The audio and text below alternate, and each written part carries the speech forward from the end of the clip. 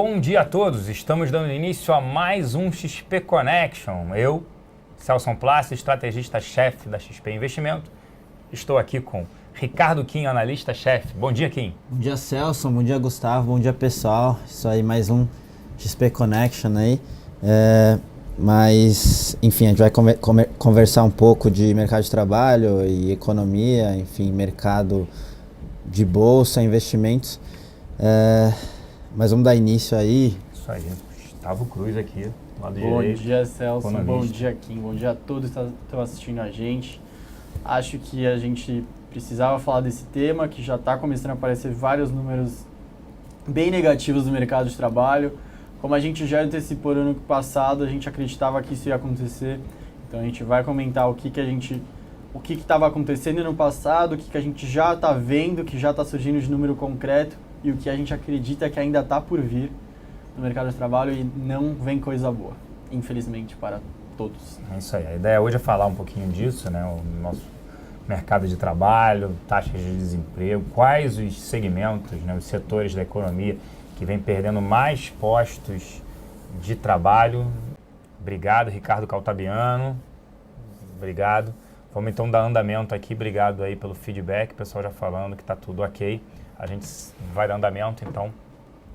O Gustavo Cruz aqui ao meu lado, a parte de macroeconomia, vai começar a apresentação sobre o mercado de trabalho, mas a gente segue sempre naquele procedimento, né? Enviem suas dúvidas, perguntas que a gente vai tirar depois, né, da apresentação, mas podem enviar, aproveitem o momento para enviar suas dúvidas sobre oportunidades de investimentos, seja renda fixa, renda variável, que a gente vai falar um pouquinho depois, tá ok? Vamos então iniciar a nossa apresentação em mercado de trabalho. Exatamente. Também, se quiserem alguma coisa da apresentação que não tenha ficado claro, podem perguntar que a gente volta a qualquer coisa para explicar melhor. Antes disso, só falar aqui embaixo, né? Quer investir com eles? E embaixo tem um campo aqui para preencher, para que vocês podem receber um resumo do que a gente falou aqui, a gravação, quem não teve tempo, não pôde assistir tudo, logo aqui embaixo tem. Quer investir com eles? Preencha esses dados, que aí fica mais fácil vocês receberem isso pela Infomoney, tá ok? Então, bora para a apresentação. A gente vai dividir em 3 partes. Primeiro, a gente vai explicar um pouco do que estava acontecendo ano passado, por que a gente estava com aquelas mínimas históricas, embora já havia um sentimento de que os números não estavam refletindo tanto o que estava acontecendo. Depois eu vou mostrar um pouco dos primeiros dados do mercado de trabalho que estão aparecendo de 2015, tanto de janeiro quanto de fevereiro. E vamos finalizar mostrando nossa visão para o final de 2015 e até um pouquinho para 2016 do mercado de trabalho. Eu vou explicar bem do básico mesmo, por que a gente acha que a taxa de desemprego não estava refletindo tanto o que estava acontecendo. Então, lembrando que a taxa de desemprego é medida pelas pessoas desocupadas sobre as pessoas economicamente ativas. Então, para a taxa de desemprego atingir essas mínimas históricas, ou as pessoas desocupadas estavam caindo, ou as pessoas economicamente ativas estavam crescendo. O que a gente acha é que a gente define pessoas desocupadas como aquelas que não estavam trabalhando e tomaram alguma medida para conseguir trabalho, coisa que a gente acha que não ocorreu, coisa que a gente acha que o que estava acontecendo é que muitas pessoas estavam saindo da força de trabalho, mas não estavam procurando se reinserir. Então a gente tem o outro lado, que seriam as pessoas ocupadas crescendo, que seriam as pessoas com mais trabalho remunerado, que o IBGE mede como aquela que teve pelo menos uma hora completa na semana da pesquisa, para junto com as pessoas desocupadas formarem as pessoas economicamente ativas. Mas aí eu quero chegar nesse ponto, que a gente acha que todo mundo sabe que o Brasil está atravessando aquele passo que é o bônus demográfico, aquele que a gente tem mais pessoas na idade ativa dispostas a ter uma força de trabalho maior, e assim seria uma fase que o Brasil deveria aproveitar. Só que o que a gente viu nos últimos anos, que a gente acha que levou para as taxas tão baixas, foi as pessoas saindo da força de trabalho porque já tinham benefícios que se sentiam suficientes para se manter fora ou procuravam se qualificar mais. Elas não viam no mercado de trabalho oportunidades que favorecessem elas a parar de ficar de fora do mercado de trabalho e procurar novos empregos. Então, quando faziam as pesquisas, voltando aqui, olha como é feita a pergunta, como é considerada desocupada. Aquelas que não estavam trabalhando e tomaram uma providência efetiva para conseguir trabalho nos 30 dias anteriores à pesquisa. Isso não ocorria, então as pessoas estavam fora do mercado de trabalho e não procuravam emprego. Logo, artificialmente, ou não refletindo realmente o que estava acontecendo, a taxa de desemprego caía. Porque menos pessoas estavam se declarando atrás de emprego.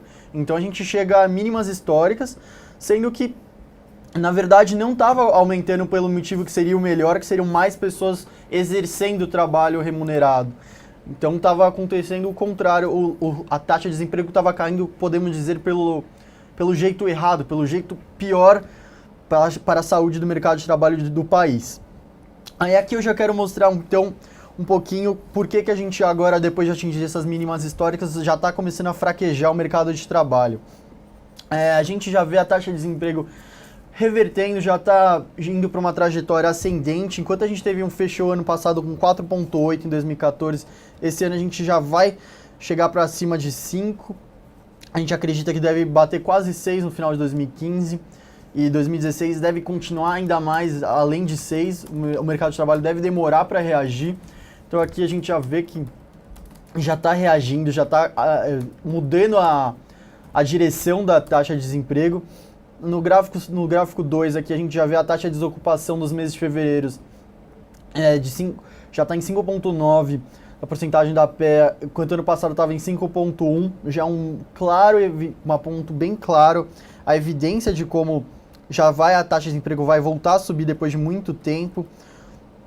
E isso porque o governo nas eleições deixou bem claro que votassem neles que ninguém ia perder emprego, que não ia fazer crescimento com perca de emprego. O gráfico 3 vai mostrar o rendimento médio anual. A gente vê que ele caiu 0,5 em fevereiro. Isso também é a comparação com ano contra ano, contra fevereiro de 2014, coisa que se a gente olhar para trás, não ocorria uma queda no rendimento anual médio real desde outubro de 2011. Então a gente vê que já começa a refletir no bolso dos trabalhadores esse mercado de trabalho mais fraco. Embaixo a gente tem o rendimento médio nominal, que também despencou. É importante notar que ele já foi superado pela inflação de 12 meses. Então, o trabalhador está ganhando menos do que a inflação. E o que esses dois juntos representam? Os dois juntos, tanto a taxa de desemprego crescendo quanto o rendimento crescendo, a gente vê que ocorre uma queda. Então, essa queda na ocupação e na renda real culminam na perda real da massa salarial. Então, a gente vê que desde janeiro de 2010 a gente não tinha uma massa de renda real variando no campo negativo. Então já a população já sofre no bolso as consequências do mercado de trabalho desaquecido e do mercado de trabalho mais fraco.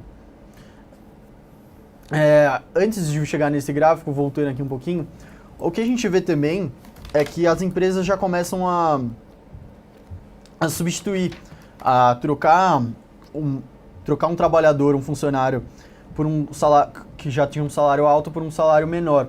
A gente vai ver depois um pouquinho mais pra frente, como isso eu não botei aqui nos gráficos, mas para não encher tanto de gráfico, mas se a gente comparasse o mercado formal, o salário das demissões com o salário das admissões, a gente vê que o salário das demissões é maior do que o salário das admissões. Ou seja, as pessoas que estão saindo, que estão sendo demitidas, não estão sendo recolocadas por pessoas mais eficientes com um salário maior. O que está acontecendo é que tem muita gente procurando emprego, então as empresas recolocam, demitem pessoas que recebem mais, porque já tem mais gente disposta a fazer o mesmo serviço recebendo menos porque não encontram emprego.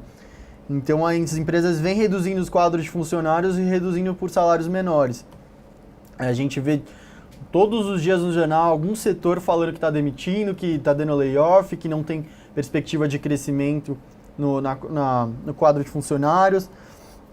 Então a gente vê as empresas não crescendo porque estão aumentando a produtividade, porque tem avanços tecnológicos, mas porque estão demitindo funcionários e assim procurando margem. Aqui eu botei a ocupação por setores. A gente vê, então, que o total da ocupação em 2014 já foi um campo negativo, mas destacando para a indústria e para a construção.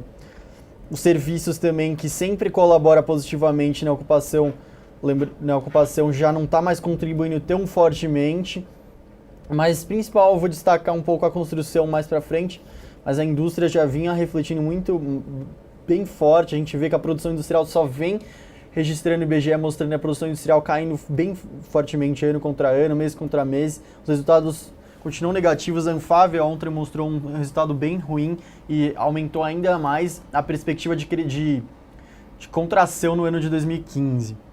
Aqui a taxa interanual da ocupação, evolução nos setores, agora comparando fevereiro de 2015, e a gente já vê que já atingiu 7% na indústria, 5,9% na construção. Os setores estão sendo bem afetados pela desaceleração econômica do país em 2015, devido a diversos motivos que a gente já mostrou em vários programas aqui na XP Connect, como o ajuste fiscal, como a política monetária contracionista, dentre outros. E aqui eu vou mostrar algo bem preocupante. A gente tem para 2015 a perspectiva do mercado é de previsão de queda no saldo líquido de postos formais em 2015. Então, desde 99 a gente não via esse saldo líquido sendo negativo. Mesmo na crise de 2009, o saldo líquido não foi negativo. Então a gente vê que o mercado de trabalho está sangrando bem forte, afetando todos os setores da economia. Aqui eu botei também a construção civil. Por que eu botei a construção civil? Para mostrar já como as incertezas políticas e a Operação Lava Jato já refletem muito forte no setor da construção civil. A gente já mostrou aqui que quando a Petrobras cai, como a Petrobras tem um efeito dominó na economia, e a primeira peça depois que a Petrobras afeta são as empreiteiras. Então a construção é o primeiro que já mostra os efeitos da Operação Lava Jato e de tantas incertezas políticas que a gente está vendo nesse começo de 2015, como já reflete essa desaceleração e essa investigação, como é necessário retrair investimento. E outro ponto que eu queria destacar é como as pessoas já começam a notar que o mercado de trabalho está fraco. Existe uma pergunta no IBGE, na pesquisa de emprego, que é como elas enxergam achar novos empregos. E a diferença entre a resposta está mais difícil e está mais fácil obter emprego segue bem próximo da taxa de desemprego. As pessoas já estão percebendo que a taxa oficial ela é afetada por pessoas que voluntariamente saem do mercado de trabalho. Elas já deixam bem claro que está bem mais difícil achar emprego. Além disso, já tem pesquisa da FGV que mostra o quanto você tem confiança que você vai continuar empregado ou o quanto você teme perder o seu emprego. Tanto uma quanto a outra já mostram as pessoas achando bem mais difícil o mercado de trabalho, achando bem mais inseguro o mercado de trabalho, o seu emprego, não sentem mais seguranças. E isso reflete diretamente na economia do país, porque a pessoa já não tem mais confiança que vai estar empregada nos próximos meses, então ela já deixa de fazer aquele investimento, deixa de obter aquele financiamento, ela retrai um pouco o seu consumo, não consome mais tanta coisa supérflua, porque ela acredita que não tem mais segurança no seu trabalho. E ela enxerga que o mercado de trabalho no todo está fraco, e se ela perder o emprego dela, já acha que vai ser mais difícil achar um outro emprego, então reduz o consumo. As empresas então acham que não vão mais conseguir vender tanto, reduz o investimento ou postergam o investimento um pouco mais.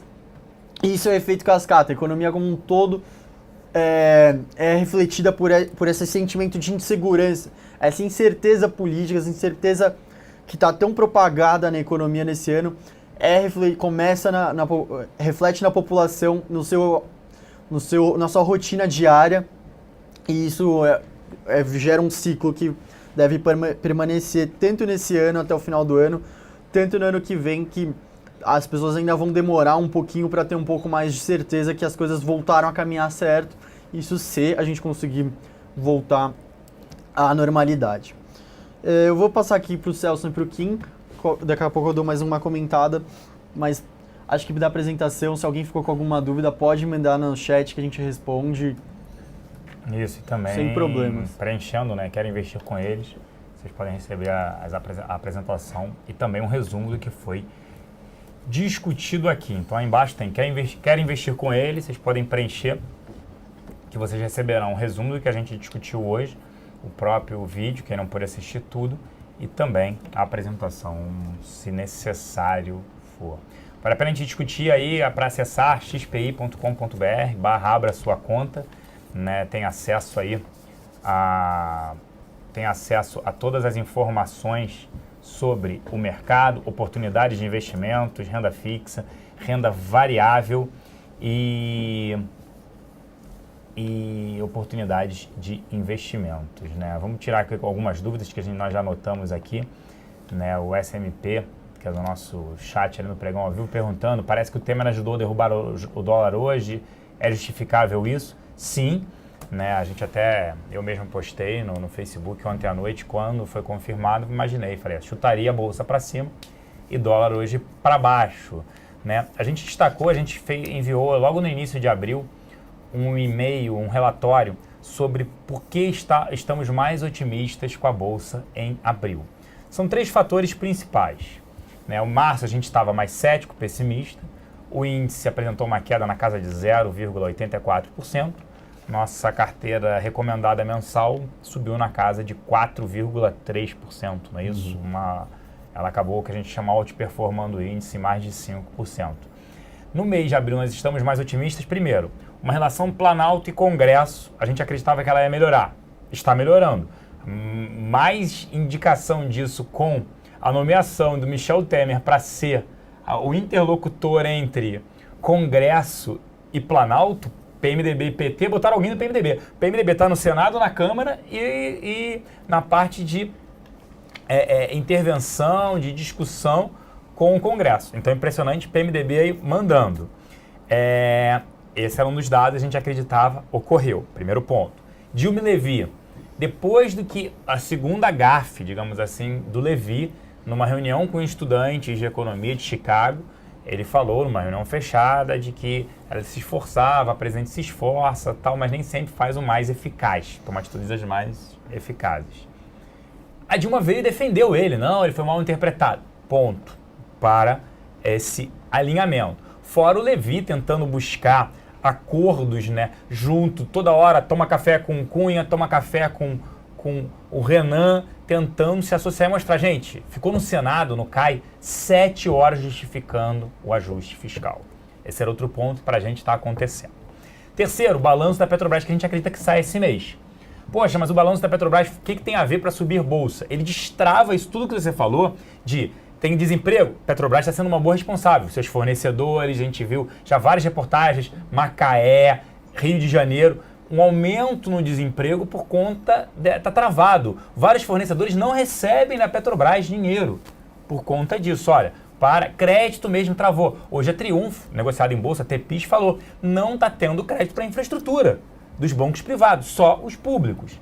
Então, esse balanço destrava da Petrobras, não estou dependendo se é bom, se é ruim para a Petrobras, mas muito mais aqui, no que destrava um pouco a economia. E que boa parte do que é ruim, todo mundo já sabe. Todo mundo já sabe que a inflação é acima de 8, IPCA, ok. Juros, pode chegar a Selic a 14. Próxima reunião, meio de alta, 13,25. Ok, todo mundo sabe. Recessão, a projeção menor é -1. Tem projeção de -2. O mercado já botou -1. O próprio relatório Focus que o Banco Central divulga toda segunda-feira, que é um compilado de informações do mercado, já projeta isso. Então, assim, o cenário de desemprego todo mundo já está sabendo. O que importa não é olhar para o retrovisor, o que passou daqui para frente. Qual o cenário aqui? É se o ministro da Fazenda está tomando as rédeas, se está conseguindo fazer. E por enquanto sim. Ah, mas o político não vai aprovar. O Planalto está acendendo e o Congresso está aprovando, a gente acredita que ele continue aprovando. Então, o SMP perguntou se até se diminui o risco de racionamento, um convidado 5345 fala do dólar se realinhando ou voltou a intervenção no Banco Central. Não, não é intervenção. O que aconteceu com o dólar foram duas coisas. Primeiro, a economia, o payroll, na sexta-feira, postei isso até na própria sexta-feira de feriado, saiu que são os dados de emprego nos Estados Unidos, criação de vagas. A expectativa era da casa de 248 mil novas vagas, veio 126 mil, quase metade. Ou seja, todo mundo se questionou assim, peraí, juros, que a gente não espera, mas uma parte do mercado esperava que os juros nos Estados Unidos poderiam subir em junho, e aí atraindo capital para lá, atraindo dólar para lá, fortalecendo a moeda, não virá. Quiçá virá esse ano na economia norte-americana. Hoje tem ata do FONC que saiu, não veio nada demais. A ata justamente do Fed, que seria a nossa ata do Copom aqui no Brasil, a mesma coisa. Então, assim, o dólar está dando uma corrigida para cá, primeiro, pela desaceleração, digamos assim, números piores nos Estados Unidos na sexta-feira, e aqui esse realinhamento entre Congresso, Planalto, Dilma, Levi e a possibilidade do balanço da Petrobras. Estou errado ou não, Gustavo? Não, tá certo. O problema dos Estados Unidos de saber quando é que vai ser a história do dólar é justamente que os Estados Unidos está saindo de um ciclo, tá chegando num momento de inflexão. Então vem dado que mostra para cima, tem dado que mostra para baixo. Sexta-feira a gente vê um dado negativo, terça-feira veio um dado ontem veio um dado da JOLTS que mostra equivalente ao que eu falei aqui do salário de admissão e salário de demissão, e lá já tá vindo positivo. Então, tem horas que vem dados positivos, tem horas que vem dados negativos, eles ainda não conseguem ter uma percepção clara do que está acontecendo no mercado deles, nem o mundo, nem o mercado, então ninguém consegue entrar num consenso de quando elevar a taxa de juros, se vai ser precipitado, se vai ser muito postergado, então fica bem essa indecisão. E só complementando essa questão da gente estar um pouco mais otimista para a Bolsa para esse mês, é justamente um call mais tático, né? Porque a gente já discutiu aqui na apresentação essa questão de desemprego, massa salarial, etc. Então, não é que a gente está ignorando ali os dados econômicos e o fundamento da economia, mas você tem que ter uma leitura aí de mercado também, como que vai reagir para justamente aproveitar essas oportunidades de curto prazo. Nesse sentido, a gente ainda acha que a economia tem muito a se ajustar e que não vai ser uma tarefa fácil, mas o nosso ponto aqui é que as medidas, o Levi ele vai conseguir levar a agenda de medidas fiscais para frente, ainda que de maneira ruidosa, e o mercado, querendo ou não, ele antecipa. Então, você com o dólar num patamar mais alto também, até para o estrangeiro, você tem um adicional ali de atratividade. Então, é isso que a gente está querendo buscar, pelo menos para esse mês, tá? Então, com as informações que a gente tem agora, tudo pode mudar, as coisas podem se dificultar na relação Congresso-Planalto, isso é óbvio. Então, é isso que a gente está falando. A gente está muito mais otimista no relativo com o que a gente estava no mês passado, mas também não é um mar de rosas. Aí a gente, nesse sentido, a gente tem recomendado diversas proteções para justamente pegar essa alta aí, mas se proteger dessa questão de fundamento que, querendo ou não, uma hora pode ter um limite, né? Porque se a gente for ver nível de bolsa em termos de múltiplo, tá chegando ali nos highs. Eu tava vendo ali antes de sair, tá 12,2 vezes preço-lucro para frente. Então, a média 10,5, né? A média 10,5, 11. Então, o pessoal vai começar a olhar isso. Por mais que o momento, teoricamente, seja bom, todas as tensões políticas deram uma arrefecida. Você tem a questão dessa perspectiva de aumento de juros lá fora, talvez um pouco mais postergada. Então a gente quer pegar esse movimento ali de curto prazo, mais balanço da Petro, mas de novo, não é que a gente está ignorando os fundamentos da economia de maneira alguma, né? Isso. Então vamos tirar mais dúvidas. Vamos lá. O convidado 2369, a eleição do Conselho de Usiminas, podemos esperar uma aproximação das ações ON, PN? Será que o Usiminas 5 sobe? Essa é uma boa pergunta. Só para colocar no contexto, se a gente lembrar, há 2 dias atrás a gente teve a Assembleia Geral Extraordinária, uma assembleia para eleger o Conselho de Administração da empresa. Era um evento muito esperado, porque a gente tinha aquela corrida, né, do Parisotto querendo fazer aliança com outros minoritários. Por outro lado, você tinha o BTG, que, enfim, fontes de mercado falando que indiretamente estava montando posição para a Ternium, para eleger algum nome de confiança da Ternium. Então você tinha essa corrida de fato ali, isso trouxe muita volatilidade, principalmente para a Usiminas ON. E aconteceu que, no final das contas, quem ganhou essa corrida foi o Parisotto. Eles conseguiram eleger o Gasparino como presidente do Conselho de Administração, e ele tinha sido indicado antigamente pelo próprio Parisotto, e também o próprio Parisotto ele foi eleito como outro conselheiro. Então os minoritários ganharam bastante peso ali no Conselho de Administração da Usiminas. Então, se a gente for fazer uma leitura mais qualitativa, isso aí seria marginalmente positivo, porque o discurso do próprio Parisotto falando que o papel deles, dos minoritários, vai ser tentar conciliar ali o bloco de controle, que a gente sabe que está rachado, porque quem perde com toda essa briga é justamente a empresa, os Minas, os minoritários, então eles vão nessa linha de querer apaziguar as coisas ali. Então isso aí obviamente é marginalmente positivo, porque o cenário para os Minas, para a siderurgia é muito ruim. A gente viu ali dados da Anfávia, o Gustavo comentou, eles reviram a projeção que era de estabilidade para vendas, enfim, para menos 13, para queda de menos 13. A Fenabrave tinha feito também essa mesma revisão já há algum tempo atrás. Então é nesse momento que você precisa do conselho de administração, de ter um gerenciamento estratégico para conduzir a empresa nesse cenário, e não é o que estava correndo com essa briga. Então, por isso que o maior peso dos minoritários chega a ser até interessante. Mas, de novo, longe de resolver as coisas. A maioria do Conselho de Administração vem de Nippon e Ternium, então ainda vai se arrastar por um tempo. Você tem diversas ações na justiça ainda correndo em paralelo. Então, de novo, marginalmente positivo, mas ainda muito difícil e muito incerto. Agora, falando em termos práticos do spread ON-PN, assim, tudo indica que você teve uma corrida nas ONs, primeiro, para montar posição, para você ter mais força na votação, e isso teoricamente já passou. E outra é essa possibilidade de tag along, né, que está rodando na justiça, enfim, o CAD está olhando, que a CSN entrou. Então você tem uma possibilidade de tag along, que nada mais é que a extensão da oferta feita há um tempo atrás, quando a Ternium entrou no controle da empresa, para todos os minoritários. Lembrando, na época você não teve esse tag along, e a CSN justamente está pleiteando isso. Então, com isso a gente teve uma forte valorização da ON. O que a gente pode ver daqui para frente é talvez um arrefecimento, porque pelo menos a corrida por ON talvez fique menos intensa, só que ainda você tem a questão da especulação, que pode ter algum tipo de tag along na Usin 3. Então, assim, eu diria que assim, o ímpeto da Usin 3 diminuiu agora, mas não é fácil você falar que vai fechar o spread, porque, de novo, você tem muita volatilidade na 3, ainda você pode vir um BTG querendo questionar a eleição do conselho, etc. Então, primeiro, eu ficaria de fora do long and short Usin 5 com Usin 3, mas o que dá pra gente analisar é que, de fato, a Usin 3 pode dar uma arrefecida agora, justamente por conta dessa assembleia que passou, tá? Mas eu ficaria primeiro fora do long and short também, da empresa em si, né? A gente está vendo um cenário muito difícil para a siderurgia.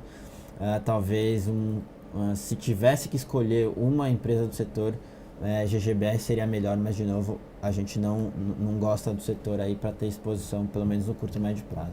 Boa. Pessoal perguntando aqui se o Levi, se a Caixa Econômica poderia vir com IPO, alguma novidade, né? O 007 aqui perguntando. E a informação que o Levi anunciou aí, o Darwin até mandou, obrigado, Darwin, no pregão ao vivo aqui da XP, que o Levi anuncia início de estudos para a IPO da Caixa Econômica Federal. O momento não era nada bom para isso, mas o governo também precisa de dinheiro. O SMP perguntou: Celso, pode-se acreditar que realmente diminuiu o risco de racionamento de energia para esse ano? Se a gente analisar pela ótica racional, deveria ter racionamento. A gente vem destacando aqui. Mas o governo não quer dar o braço a torcer e quer manter, né, não anunciar isso. A gente acredita que ele deveria anunciar como uma medida prudente e já jogar todas as notícias ruins no ventilador. Pelo visto, ele vai esperar isso. E vamos ver como é que vai ser o período seco. A gente tem um El Niño aí que pode trazer um pouco mais de chuva, mas mesmo assim acho que ficou postergado esse racionamento. Ele vai postergar, a gente está entrando no período seco, vamos ver o que vai acontecer. Eles acreditam que com o aumento das tarifas de energia, todo mundo já recebeu suas contas, já viu o tamanho ali do impacto negativo, né, pelo valor elevado. Mais um aumento agora, novamente. Eles acreditam que tem uma redução do consumo residencial. O consumo industrial já vem demonstrando queda. O mês de março, por exemplo, demonstrou uma queda no setor de metalurgia de 17%, no setor automobilístico de 10%. Então já está tendo uma queda do próprio desaceleração. Não por um bom motivo, né? Não por um bom motivo, tudo desacelerando. Mas por isso pode ter ficado um pouco para trás, sim. Porque querendo ou não, o governo vai empurrar com a barriga o Então, máximo que der, porque agora tem diversos outros ajustes ocorrendo, institucionalmente é ruim você falar, vai ter um racionamento agora, então você teve um alívio com relação às chuvas, você tem a desaceleração da própria indústria ajudando, então, assim, pelo menos desde o começo do ano até agora, a probabilidade deles decretarem, não que precise ou não, que é fato que precisa, mas a probabilidade deles decretarem está cada vez menor, né? Vamos esperar a próxima a temporada chuvosa e vendo o que dá. O problema é que vai comprometendo 2016 também, né? Provavelmente a gente chegue lá e tenha que comentar tudo de novo, porque vem aquela crise toda de novo. E aí posterga, porque fica pensando, confio nesse governo, não. Vai fazer ou vai ficar empurrando? Aí você não investe também, ano que vem pode ser afetado o crescimento do ano que vem por causa disso também. Sim, esse é o problema. Só perguntando muito sobre Petrobras, sobre a Shell, essa compra aí da BG aqui pela Shell, né, 69 bilhões de dólares. Se a Shell se tornando a maior aqui e tudo mais, melhora para a Petrobras essa parceria em vários postos offshore? Não acredito, acho que não muda nada. Pode ter mais dinheiro, talvez, para esses investimentos, mas a Petrobras que é a operadora, né? Então não vejo. A Petrobras está diria até numa tendência maior de alta, a gente já vinha falando sobre isso por conta do balanço, a probabilidade de ter balanço, um acerto com os chineses de 3 bilhões e meio de dólares, possibilidade de receber alguma coisa, algum acordo aí agora da SBM Offshore, uma empresa holandesa, né, que falou que devido ao envolvimento com propinas poderia pagar um pouco mais em relação a isso para encerrar esse assunto. Mas não acho que o fortalecimento do grupo Shell não é ruim para a Petro. Não vejo isso como ruim, não. Elas são parceiras em diversos blocos, pode melhorar a exploração, produção de petróleo, alguém que possa investir. E o que eu acho que é interessante é o seguinte, tem negócio para petroleiras, né? Olha o tamanho do negócio. Então, acho que podem facilitar. A Petrobras pretende desinvestir na casa de 14 bilhões de dólares, vender ativos. Se está tendo demanda, né, por esse montante, pode ser que a gente fale aí, olha, teve interesse pela BG, por que não terem outros ativos da Petrobras? Por que não vender alguns blocos de petróleo, abrir capital da BR Distribuidora ou vender a BR Distribuidora? Então, assim, a empresa precisa captar esse ano 62 bilhões de reais. Não é de dívida, tá? 62 bilhões de reais precisa entrar no caixa da companhia sem ser dívida. A gente acreditava que poderia vir uma emissão de ações, né? Ou redução do CAPEX ou desinvestimento, venda de ativos. A empresa optou, como o tamanho é muito grande, tira a parte de emissão de ações, o mercado é muito ruim, digamos, para isso, uma nova emissão de ações da Petrobras, o governo tendo que botar dinheiro, e coloca o seguinte, vamos reduzir o CAPEX de 20 a 30 bilhões no ano e vamos desinvestir, vender ativos na casa de 40 bilhões de reais. É justamente essa conta. 40 com o pior cenário de redução do CAPEX, 60 com o melhor cenário de redução do CAPEX, atinge até 70 bilhões de reais, já chegaria aí no número. O convidado 369 perguntando, pessoal, o que esperar de Rumo 3, Ricardo Kim? Rumo 3, a gente teve essa fusão, né, Rumo ALL, acho que a gente consegue dividir em duas partes. Olhando com um horizonte um pouco mais curto, aí de curto médio prazo, eu acho um pouco difícil se posicionar, né, porque você vai precisar, você tem obviamente diversas sinergias para captar, com a fusão, a mudança de transporte de açúcar para grãos, vai aumentar a margem, você tem a questão do controlador bem definido, mais capitalizado e com maior entrada no governo, isso pode ajudar a renovação das concessões das ferrovias, etc. Mas eu acho que tudo isso demora um pouco para se refletir em preço de papel, né? A gente vai precisar ainda, os investidores talvez precisam de um pouco mais de confiança, ver alguma coisa um pouco mais concreta com relação a essas mudanças e sinergias para colocar mais no preço, ficar um pouco mais confiante e aumentar a posição. A gente viu um pouco desse movimento com a mudança da diretoria, entrando nomes mais ligados à coisa logística, etc. Mas uma forte alta talvez demore um pouquinho mais. Agora, se você está olhando no longo prazo, o case é assim interessante.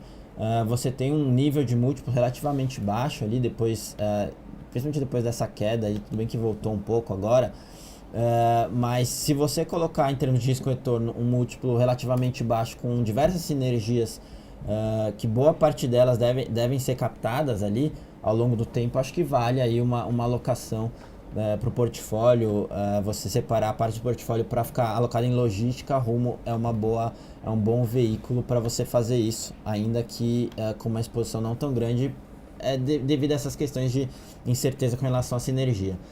Mas sim, é um case interessante para longo prazo, dados múltiplos e potencial com essa fusão rumo à LL. Boa. Vamos lá. O Raya perguntando aqui. Semana passada, na Batalha do Século, vocês recomendaram vender Raya. A gente falou para quem tinha exposição, não era para ficar short, era para vender, dado a forte elevação. E naquele outro programa, não é nesse, que às 3 horas hoje, com o Fernando Góes, analista técnico da Clear, e ele falou, olha, a ação continuou subindo, eu vendi porque a gente recomendou isso, porque a gente recomendou sair do ativo. Sim, mas se você continuou comprado em bolsa, né, e como a gente estava mais otimista também com bolsa, outras ações continuaram subindo. O ponto é o nível de valuation que negocia Raya, mais de 30 vezes lucro, extremamente elevado, mas não é por isso que não andará o ativo. É um ativo mais resiliente, como a gente vem destacando aqui, mas era mais para colocar no bolso. O convidado 2369, a questão das multas aplicadas à BVMF pode travar a BVMF? Não é travar, mas se a gente falar que a BVMF ela tem um valor de mercado de 20 bilhões de reais. 2 bilhões, pode ser 2 bilhões e 830 a multa. A gente está falando em mais de 10%. Uma multa elevada. Então a gente recomenda a proteção via fence, via produtos estruturados, ou até reduzir a exposição ao ativo. O ativo saiu de R$ 9,00, foi até 12. A gente acha que você pode reduzir, está negociando a 18 vezes lucro, tem esses riscos, então reduziria a exposição. A gente soltou nossa primeira carteira short semanal, né? E BVMF faz parte dessa carteira. Ah, mas está subindo, gente. A carteira short, que você não é para pegar o dinheiro, montar a carteira short e viajar. É pegar a carteira short e montar com a nossa carteira recomendada semanal Top Pick. A gente tem comentado bastante isso, é justamente no racional você ficar comprado em ações que a gente gosta e tem perspectivas boas em termos de fundamento, e junto a isso fazer esse portfólio short de ações que a gente acha que vai performar pior que o mercado. A gente tem conversado bastante com a nossa base, há algum tempo já era uma demanda e de fato produto muito interessante para você fazer essa alternativa a long e short, né? Porque a gente não gosta de muitas vezes soltar algum par isolado, e é muito mais racional você soltar uma basket comprada e uma basket vendida, porque você dilui risco nos dois lados, risco de evento, etc., que obviamente não está totalmente dentro do nosso controle. Então a gente lançou essa semana, a gente vai acompanhando a performance, e obviamente a gente está olhando muito mais médio e longo prazo, mas tem tudo para ser um bom produto aí, muito interessante realmente em termos práticos aí para aquele cliente que gosta de fazer long and short. Ele coloca basicamente o dinheiro em renda fixa, rendendo CDI, em cima disso faz o long and short, que é caixa zero, para tentar incrementar essa rentabilidade. Então, um pouco dessa nossa ideia. O pessoal que estiver interessado ali, é só entrar em contato com a gente, que já está bem disseminado ali, pelo menos para os nossos clientes XP, né? Isso, até o Sobral aqui está perguntando, vale a pena fazer a carteira short contra a BOVA 11?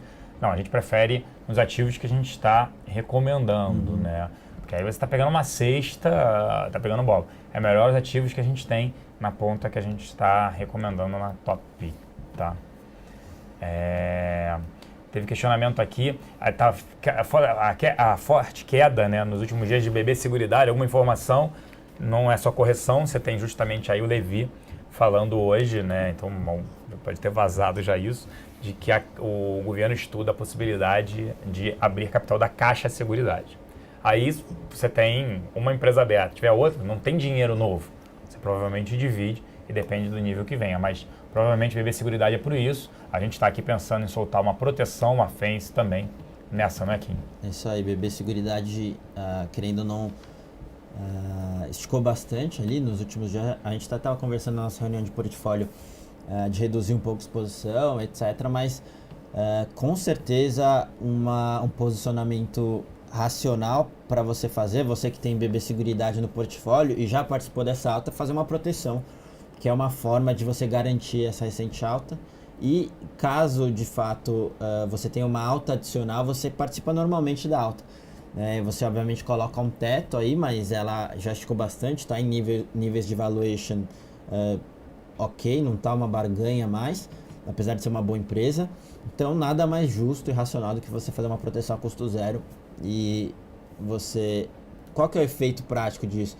Você embolsa, teoricamente você garante o lucro e participa ainda de uma eventual alta. Se você só vendesse o papel, se o papel esticar mais, você não participa da alta, mas nesse sentido você fica protegido se o papel voltar e ainda participa de uma alta. A gente tem reforçado muito esse tipo de estrutura na nossa base para os nossos clientes, tentando trazer essa inteligência que o institucional usa há muito tempo no portfólio. A gente está tentando trazer isso para o varejo, porque não tem sentido não fazer, enfim. Falar uma coisa que eu esqueci na apresentação, que a gente está falando bastante das medidas do Levi aqui, que estão perguntando. Uma das medidas que ele está propondo é reduzir o tempo mínimo para você pedir seguro-desemprego. Isso vai afetar bastante a taxa de desemprego, porque a gente tem observado, a gente acredita aqui pelo menos, que muitas pessoas ficam um tempo mínimo, pegam o seguro-desemprego até o máximo, aí voltam para o mercado de trabalho. Então isso um pouco distorce os números do mercado de trabalho, não se concretiza, não se evidencia o que realmente acontece. Não que isso seja uma medida errada, muito pelo contrário, a gente está meio que tirando pessoas que, como é que chama? Elas se aproveitam de uma falha, mas isso vai afetar sim o mercado de trabalho, vai aumentar a taxa de desemprego porque menos pessoas vão ficar utilizando esse mecanismo para ficar se beneficiando da taxa de desemprego há não sei quantos meses, de meses em meses. Boa. O convidado 2543 perguntando, por favor, SUSB e Embraer. E o RJC Filho no nosso site também, no Pregão ao Vivo, xpi.com.br/abra sua conta. Ele perguntando de SUSB, se continuam boas as perspectivas. A gente ainda gosta bastante, a gente conversa aqui, principalmente nas nossas reuniões de portfólio. Ainda a gente mantém SUSB justamente para pegar aí o dólar num patamar mais alto, e que a gente acha que é a tendência, apesar desse curto prazo ter esse arrefecimento, mas no médio e longo prazo o dólar num patamar mais alto. Então é isso que a gente quer, é uma boa alternativa para você diversificar portfólio, que a gente bate bastante na tecla aqui. Não é que a gente está falando coloque todo o seu dinheiro em Suzano agora. Não, ela esticou bastante, mesmo assim, em termos de múltiplo, tá num valuation interessante, não é que ela tem crescido muito EBITDA, lucro, etc, por conta de dólar também, então ainda continua sendo um veículo que a gente gosta como exposição a dólar, então a gente mantém posição, parte do nosso portfólio em Suzano. Agora em Embraer, a gente tinha até uma posição ainda que pequena, justamente para tentar diversificar essa parte de exportação com SUSB e Embraer, mas ao longo do tempo a gente vem reduzindo bastante, justamente por conta de risco de governo, né? A gente tem algum tempo já o governo atrasando pagamentos para a Embraer. Tudo bem que o mercado doméstico faz pouca parte do portfólio de receita da Embraer, mas querendo ou não, o governo é bem importante nesse share, então você traz muito ruído, você tem um ano de ajuste ainda do governo segurando aí as contas aonde pode, então pode afetar também isso, então a gente preferiu no relativo ali diminuir Embraer e focar mais em Suzano, que tem algumas questões interessantes com o aumento da produção ali da fábrica de Maranhão, etc, dólar no patamar alto, o que ajuda a exportação de celulose, etc. Então, é esse movimento que a gente tem feito, reduzindo um pouco Embraer em detrimento de SUSB, tá? Boa. E só perguntando muito de Brim, né? Brasil BR Insurance, a companhia tem um fato relevante do aumento de capital, provavelmente de capital da GP, né, a R$3. E se fosse pensar mais para frente, acho que esperaria, a gente está vendo isso, vários ativos aí, várias empresas fechando capital, né, fazendo oferta, recompra de ações. Las Americanas anunciou hoje uma recompra grande de ações, um ativo que a gente tem em carteira e gosta. Souza Cruz, fechamento de capital, BRPR, fechamento de capital, aumento de capital na PDG. Então a gente está vendo isso, um cenário aí que as empresas estão preferindo investir nos seus próprios ativos, em suas ações, do que investir no seu business. Como elas conhecem bem a companhia. Imagina isso, a Las Americanas está anunciando uma recompra que pode atingir até 10% das ações ONs negociadas em mercado e quase 6% das ações PNs. Bem relevante. Bem relevante hoje. A gente estava conversando, né? Imagina se você é uma empresa que teoricamente gera bastante caixa e você vê suas ações, você que sabe melhor que ninguém o que vai acontecer e qual que é o seu projeto, vê suas ações caírem de forma muito forte. Então você abre espaço para recompra de ações aí, porque, de novo, a empresa não está olhando curto e médio prazo, né? Ela tem uma visão muito mais de longo prazo. Então vai ter aí um fluxo bom de recompra de ações aí para empresas que tem um fôlego aí, tem caixa para fazer esse tipo de operação. Dado até que foi feita justamente essa compra da Shell, né, comprando a BG, vendo o cenário. A empresa está aí para se perpetuar. Não, ano que vem o cenário é ruim esse ano. Cara, tô olhando anos para frente. Os caras devem estar olhando, agora tá horrível o preço do petróleo, não sei o quê, vou dar um jeito aqui, comprar Isso. quem Tem tá passando caixa. mal, porque daqui 5, 10 anos a empresa tem perspectivas muito melhores, né? Então... O Ragon aqui perguntando, Localiza, ninguém comenta muito sobre ela. Ponto de vista de fundamento, é um ativo caro, uma empresa excelente, muito boa. Só que a perspectiva agora, com esse cenário pior, aluguel de automóveis. Ela é uma empresa que ela compra o automóvel, utiliza ele 10 meses. Ela é a maior compradora de automóveis do Brasil. Ela que escolhe qual vai ser a montadora que vai vender mais carros. Então, no início do ano, ela compra os automóveis por um preço bem abaixo. Passa-se 10 meses a um ano, ela revende aquele automóvel. E ela tenta revender pelo mesmo preço que ela comprou. Então, ela tem que utilizar o automóvel, ela se financia via CDI com uma taxa mais alta, utilizar aquele automóvel, né? Ou seja, alugar aquele carro, ter uma taxa de utilização alta, para quando chega no final do ano ela venda. O problema é que a venda de automóveis está muito ruim, usados, novos também. Então, mas ela vai ter mais poder de barganha na compra do automóvel, mas na venda do usado ela pode ficar estocada, travar isso para frente e ela se financia com CDI mais uma taxa. Então, assim, o setor que eu vejo mais um pouco complicado, porque alugar automóveis em viagens a trabalho, em viagens pessoais, né, férias, e as pessoas vão reduzir esse gasto. Já apareceu isso nas empresas aéreas, um custo menor, porque a inflação está corroendo renda. E se fosse falar assim, mesmo se ela é uma excelente empresa e tudo mais, preferia não ter o ativo, a gente prefere ativos. Mas, pessoal, agora essa palavra, mais resilientes, né, do que um ativo como esse, que num cenário de desaceleração econômica com alta de juros, não vejo muito porque crescer aluguel de carros. E depois, o problema da venda daquele automóvel. O Ferro perguntando aqui, Celso, Itaú não está barato? Comenta aí. Itaú está barato, é uma das nossas principais apostas. Mês passado, uma das nossas principais apostas na carteira era Suzano, uma grande exposição, e BVMF. Suzano subiu na casa de 22% no mês passado, BVMF subiu na casa de 11%, 12%. Esse mês a gente acredita que Itaú tem tudo aí para ser um excelente case de investimento para o mês de abril. O banco negocia múltiplos de baixo. Tem risco de se taxar bancos? Sim, tem risco em tudo, mas... ainda não estão taxando bancos, esse PIS e COFINS, né?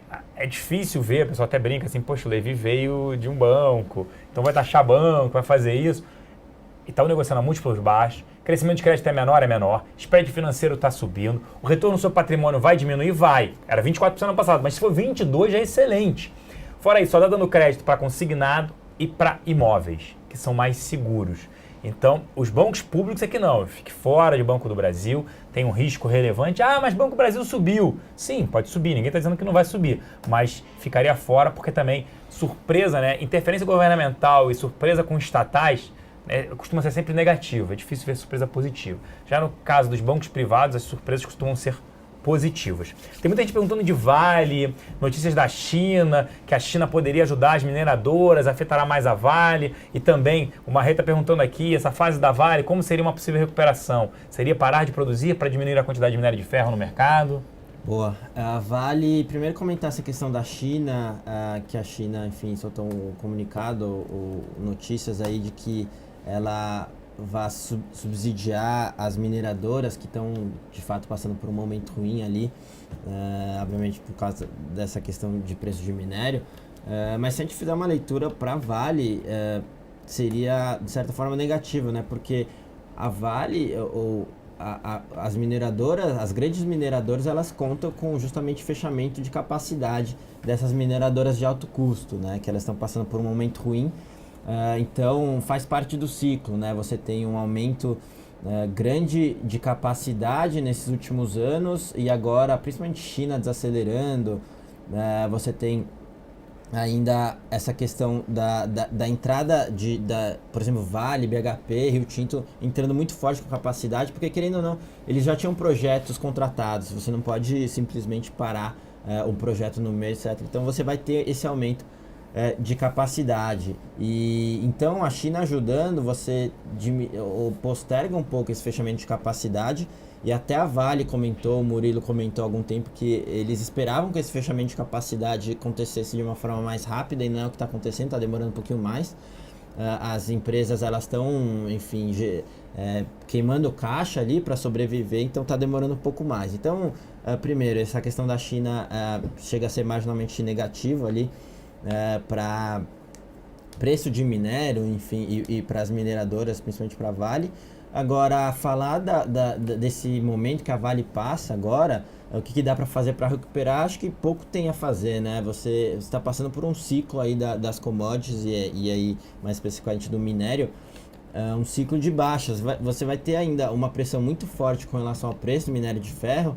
Como eu falei, muita capacidade entrando, muita produção entrando, que você não pode teoricamente barrar, lembrando que as empresas elas têm um custo fixo, não é só instalar a fábrica e não produzir nada também.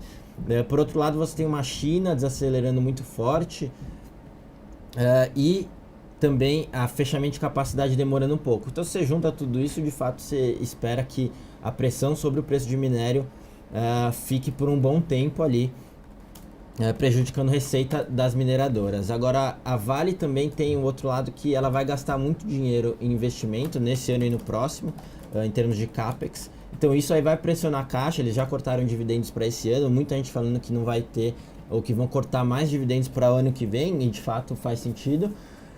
Então, de novo, é um momento bem difícil para a Vale, a gente continua não recomendando exposição no ativo para curto e médio prazo, justamente por esses motivos que eu comentei, mas de novo, a Vale é uma boa empresa, a longo prazo, depois que passar esse ciclo de investimento, etc., ela vai estar muito bem posicionada em termos de eficiência de custo, etc., e a gente vai estar em outro ponto do ciclo da commodity, então ela vai estar muito bem posicionada nesse sentido. Talvez ela seja uma empresa muito mais geradora de caixa do que foi, pague muito mais dividendos do que pagou, mas de novo a gente tem um caminho bem árduo pela frente até chegar ali. Então, de novo, curto e médio prazo a gente não recomenda exposição a Vale. O longo prazo, depois de passar todo esse movimento aí do ciclo de commodities mais ciclo de investimentos, ela vai sim estar bem posicionada ali, junto com as grandes mineradoras ao redor do mundo. Boa, a gente está chegando aqui no encerramento, dá para responder algumas perguntas aqui, mas não esqueçam de preencher, querem investir com eles, né, para que vocês tenham acesso aí a mais informações, ao resumo do que a gente discutiu hoje, né, mas falando aqui, o pessoal perguntou, o Renan perguntou de Kroton. Kroton, rapidamente aqui, a gente é a nossa preferida do setor, mas a gente não recomenda exposição para curto prazo. A gente vai ver ainda essas notícias do FIES trazendo muito ruído. O risco-retorno no curto prazo se torna meio não tão atrativo, né? Agora, se você falar mais de longo prazo, você tem uma Kroton negociando aí cerca de 11 vezes, o setor não acabou, você tem diversas sinergias com a fusão da Anhanguera, você tem o EAD crescendo forte, então vale uma diversificação de portfólio aí para longo prazo, mas curto prazo o risco-retorno não parece tão atrativo aí com todas essas questões de FIES, que isso mudou de fato o setor e vai ter um impacto negativo, querendo ou não, nas empresas abertas aí de educação, em umas mais, outras menos, mas vai ter um efeito negativo geral mesmo. Então tem oportunidades no mercado, a gente ainda está otimista com títulos atrelados à inflação, a inflação segue em alta.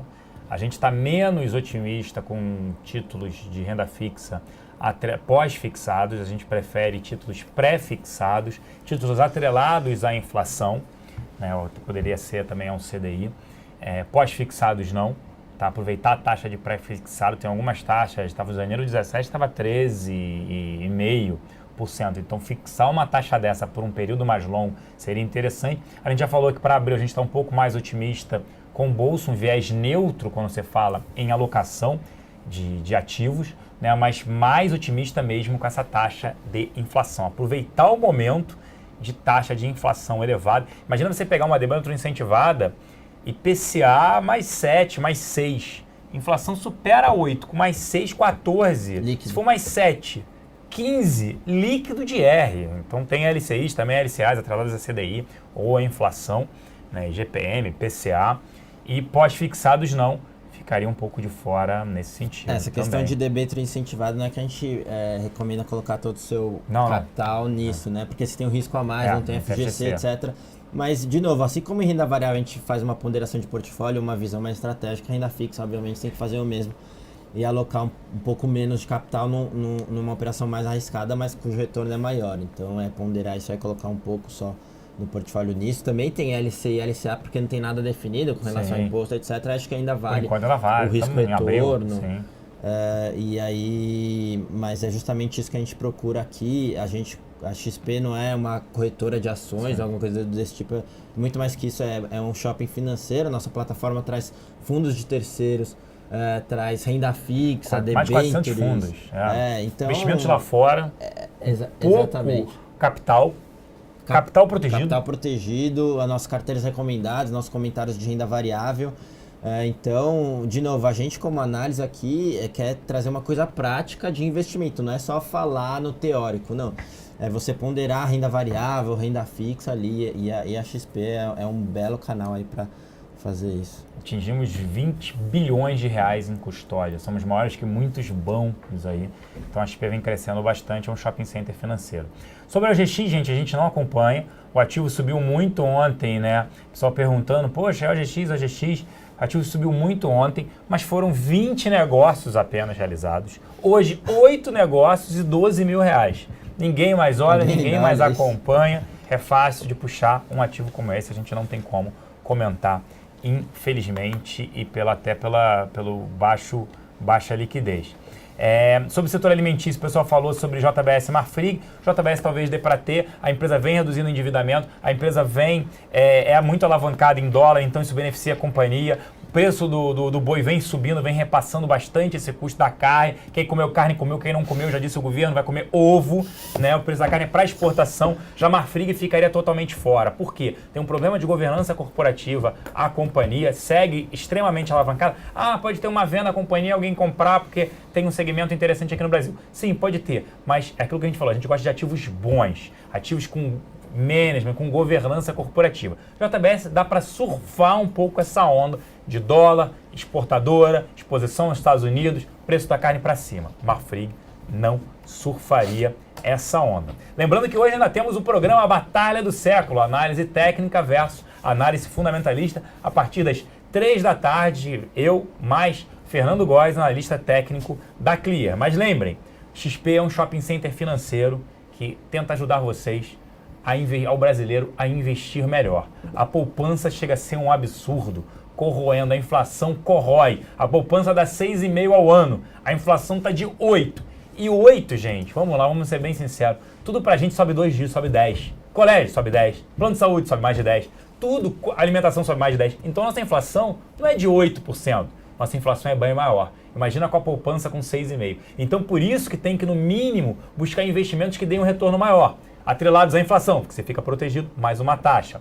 Atrelados à própria taxa Selic, que pode atingir pré-fixado, porque esses juros estão bem elevados, olhando uma curva longa de janeiro 17, janeiro 18. Debêntures incentivadas também. Então, tem oportunidades de investimentos, vamos aproveitar. E bolsa foi aquilo que a gente falou. A gente está com um cenário um pouco, um viés mais positivo para abril, pelo cenário político melhor, Dilma, Levi, Congresso, Planalto, e também a alocação de risco aí, os investidores vendo que os Estados Unidos não vai levar juros tão cedo, tudo isso tendo que alocar, e no relativo Brasil, até pela moeda como se desvalorizou, né, o real em relação ao dólar, se tornou também um pouco atrativo, apesar do múltiplo ainda alto, olhando preço sobre lucro. Isso aí. Certo, senhores? Eu acho que é isso. A gente por hoje encerra aqui, volta na quarta-feira com o XP Connection na semana que vem. Mas hoje, de novo, às 3 da tarde, Batalha do Século. Obrigado, uma grande quarta-feira. Eu os vejo novamente às 3 da tarde. Obrigado, pessoal. Boa tarde e até semana que vem. Obrigado a todo mundo que assistiu. Até semana que vem.